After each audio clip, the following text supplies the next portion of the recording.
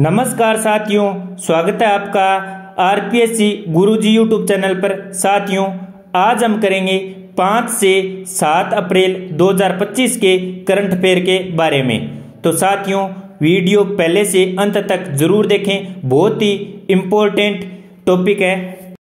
इसमें राजस्थान की एक नई पॉलिसी के बारे में भी बात की गई है। आइए शुरुआत करते हैं पहले प्रश्न के साथ। राजस्थान सरकार ने 2028-29 तक एम-सैंड का उत्पादन कितना करने का लक्ष्य रखा है? तो सही उत्तर होगा ऑप्शन डी, 30 मिलियन टन। अगला प्रश्न, पीरियड अभियान की शुरुआत किस मदरसे से की गई?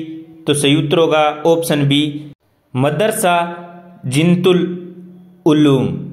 और कब की गई पीरियड अभियान की शुरुआत? 7 अप्रैल 2025 को। अगला प्रश्न, 7 अप्रैल 2025 से शुरू हुई मोबाइल यूनिट का नाम क्या है? तो सही ऑप्शन होगा ऑप्शन सी, राम रथ।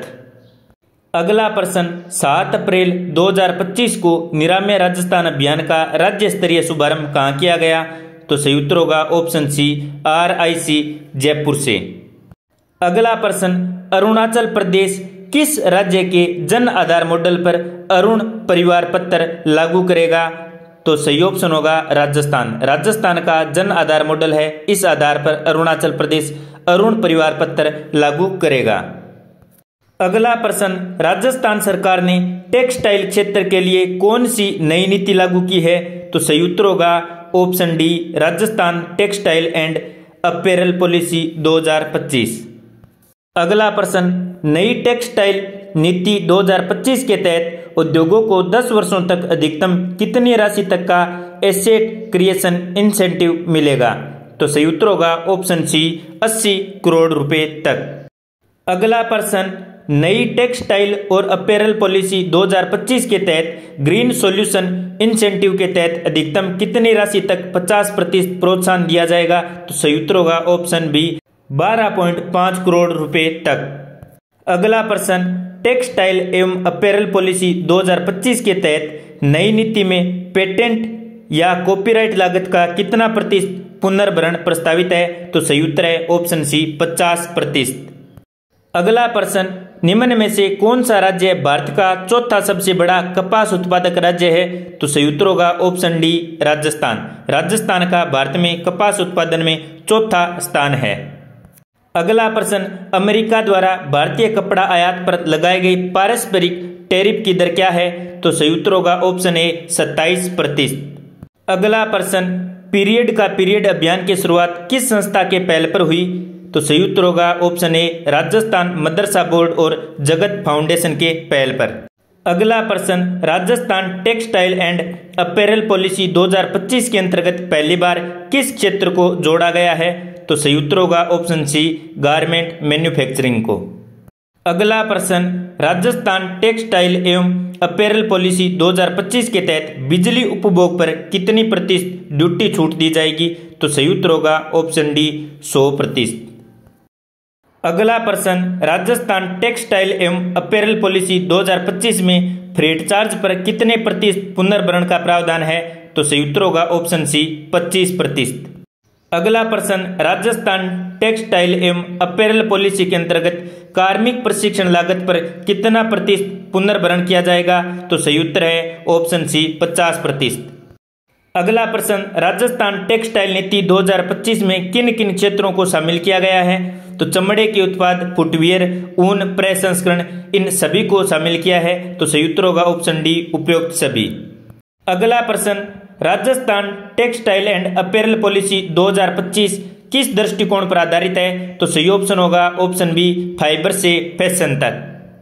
अगला प्रश्न, एम-सैंड किसके विकल्प के रूप में उपयोग में लाई जाती है? तो सही उत्तर होगा ऑप्शन बी, बजरी।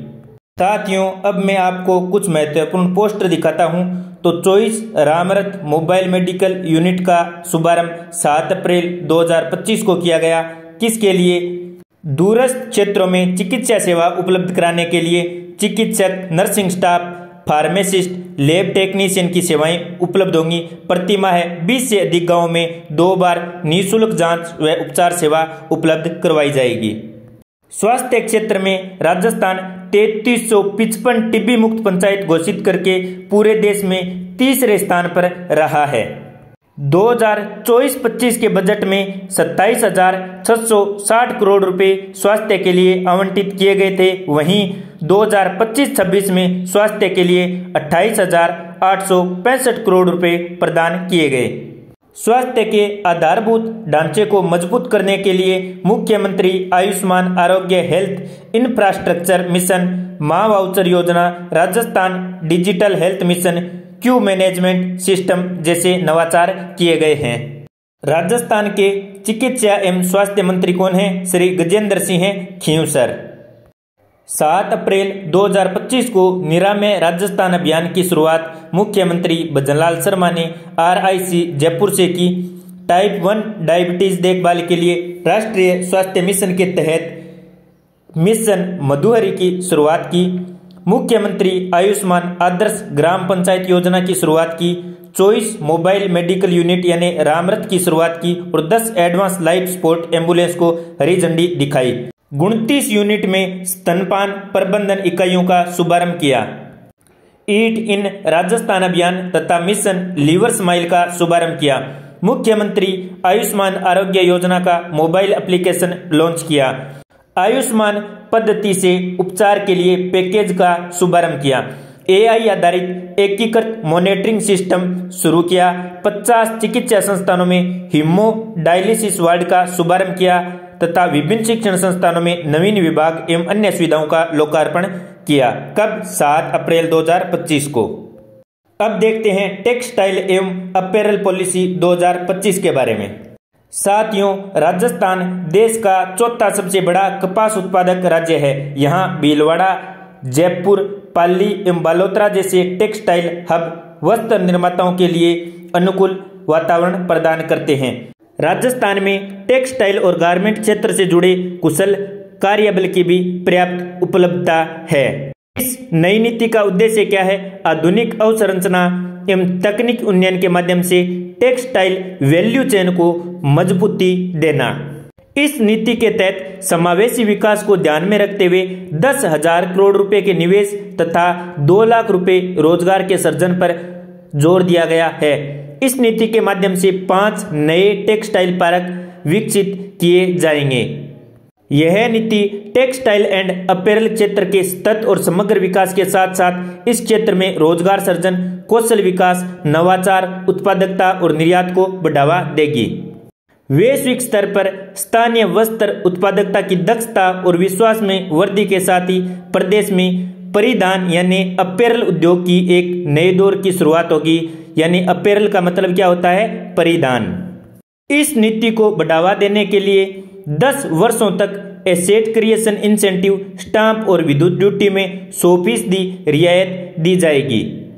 पर्यावरणीय समस्याओं को ध्यान में रखते हुए ग्रीन सॉल्यूशन इंसेंटिव के तहत 12.5 करोड़ रुपए तक 50% अक्षय ऊर्जा संयंत्रों के लिए बैंकिंग, व्हीलिंग और ट्रांसमिशन शुल्क का 100%, पेटेंट कॉपीराइट लागत का 50% एवं भूमि रूपांतरण शुल्क का 100% पुनर्भरण किया जाएगा। SITP यानी scheme for integrated textile parks की क्या है? Next generation textile park private limited Pali में, Kishangarh hi tech textile weaving park Ajmer में, Jaipur integrated tex craft park Jaipur में। राजस्थान में टेक्सटाइल हब के रूप में भीलवाड़ा, जयपुर, पाली और बालोतरा अच्छी तरह से विकसित हैं और टारगेटिंग नए टेक्सटाइल जोन कौन से हैं? भीलवाड़ा और जोधपुर में। साथियों, टेक्सटाइल पॉलिसी के अंतर्गत eligible textile and apparel unit में MSME, large, mega, ultra mega ये कैटेगरी दे रखी हैं। इन सभी को साथियों हम जब अलग से टेक्सटाइल और अपैरल नीति 2025 पढ़ेंगे तब देखेंगे। साथियों, ये पोस्टर है राजस्थान की मिशन मधुहारी का। राजस्थान के समस्त 61 जिलों चिकित्सालयों में टाइप 1 डायबिटीज क्लिनिकों का चरणबद्ध शुभारंभ। ये पोस्टर है मुख्यमंत्री आयुष्मान आदर्श ग्राम पंचायत योजना का। निर्धारित 9 प्रमुख स्वास्थ्य सूचकांकों में 100% उपलब्धि पर 11 लाख रुपए प्रोत्साहन राशि के रूप में दिए जाएंगे। एक ये प्रश्न भी पूछ रखा था कि निरामय राजस्थान अभियान किससे संबंधित है, तो सही उत्तर होगा स्वास्थ्य से, तो ए ऑप्शन सही होगा। साथियों, एक संशोधन हुआ है तारबंदी योजना में। अब साथियों, इस योजना का लाभ न्यूनतम 2 बीघा यानी 0.5 हेक्टेयर भूमि वाला व्यक्ति भी ले सकता है। पहले यह सीमा कितनी थी? 6 बीघा यानी 1.5 हेक्टेयर। इसमें विभाग द्वारा अधिकतम कितने रुपए का अनुदान दिया जाता है? 40,000 रुपए का, और राज्य किसान साथी पोर्टल पर आवेदन करना होता है। साथियों, सामान्य किसानों को अधिकतम 50% यानी 40,000 रुपए अनुदान राशि दी जाती है, लेकिन लघु एवं सीमांत किसानों को अधिकतम कितनी सहायता दी जाती है? 48,000 रुपए, यानी 400 रनिंग मीटर लंबाई पर अधिकतम 48,000 रुपए दिए जाते हैं सरकार के द्वारा या विभाग के द्वारा। यदि सामूहिक रूप से यानी 20 बीघा खेत में मिलकर किसान तारबंदी करते हैं तो 400 रनिंग मीटर लंबाई पर अधिकतम 56,000 रुपए की अनुदान राशि मिलती है। ये साथियों निरामय राजस्थान अभियान का पोस्टर है।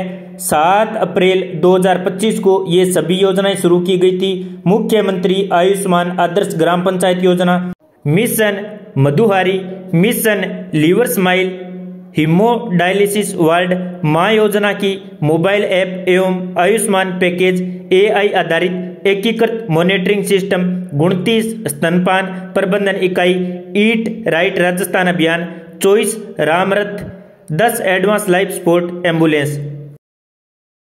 राजस्थान आवासन मंडल जयपुर, उदयपुर, बाड़मेर, कोटा, हनुमानगढ़ जिलों में नई योजना लॉन्च करेगा। कौन सी नई आवासीय योजना?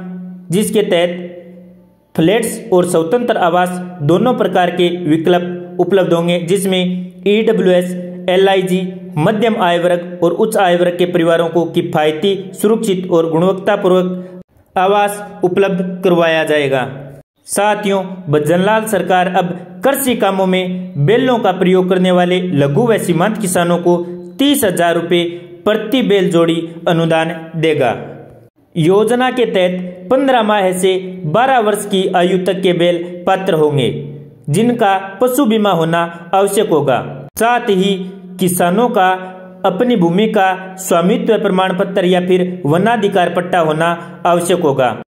इसकी घोषणा बजट 2025-26 में की गई थी। आवेदन स्वयं या ई-मित्र के माध्यम से कर सकता है। साथियों, वाइब्रेंट विलेज कार्यक्रम 2.0 शुरू कर दिया गया है।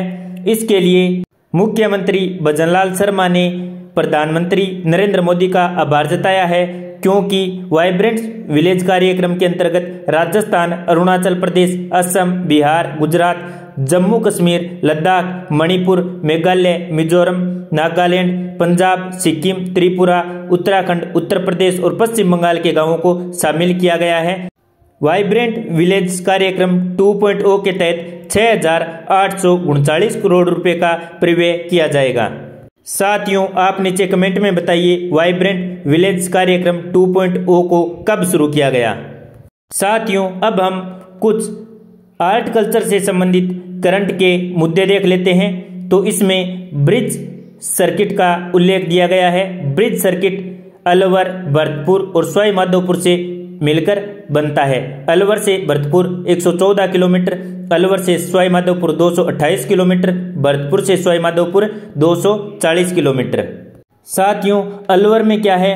सरिस्का, भानगढ़, तिजारा, नीमराना, बाला किला यानी अलवर का किला, सिटी पैलेस और museum, Sariska tiger reserve, Neelkanth मंदिर, सिल्लीसेड झील। भरतपुर में क्या है? डीग, कामा, बयाना, बंद बैराट, केवलादेव नेशनल पार्क, लोहागढ़ का किला, डीग पैलेस, भरतपुर पैलेस और म्यूजियम, बांके बिहारी मंदिर।